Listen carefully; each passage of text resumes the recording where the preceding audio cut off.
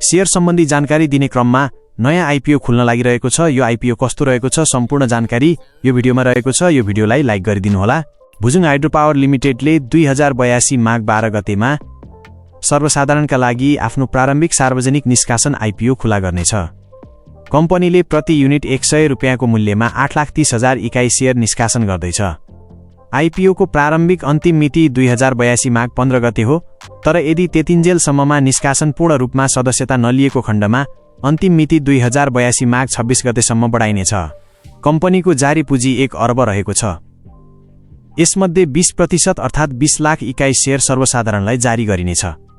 कुल जारी पुँजी मध्ये 10% अर्थात् 10 करोड बराबरको 10 लाख इकाई शेयर लमजुङ जिल्लाका परियोजना प्रभावित स्थानीयहरूलाई पहिले नै जारी गरिएको छ। यस सर्वसाधारण सार्वजनिक निष्कासन मध्ये 10% अर्थात् कुल 1 लाख इकाई शेयर विदेशमा काम गर्ने नेपाली नागरिकहरूलाई पहिले नै बाँडफाँड गरिएको छ।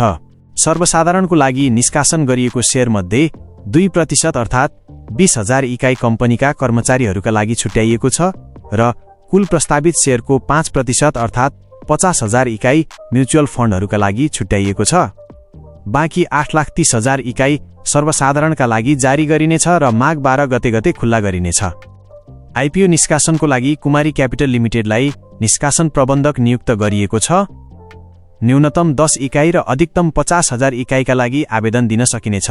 आईसीआरए नेपाल लिमिटेडले भुजुङ हाइड्रो पावर लिमिटेडलाई B+ जारीकर्ता रेटिङबाट B- मा डाउनग्रेड गरेको छ। यो संशोधनले भुजुङ हाइड्रो पावर लिमिटेडको समयमै वित्तीय दायित्व पूरा गर्ने क्षमतासँग सम्बन्धित जोखिमको बढ्दो धारणालाई संकेत गर्दछ।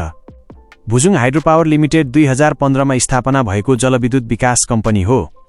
कम्पनीले माथिल्लो मिदिम जलविद्युत परियोजना विकास गरिरहेको छ, जुन 7.5 मेगावाटको इजाजत पत्र प्राप्त क्षमताको नदी प्रवाह प्रकारको परियोजना हो।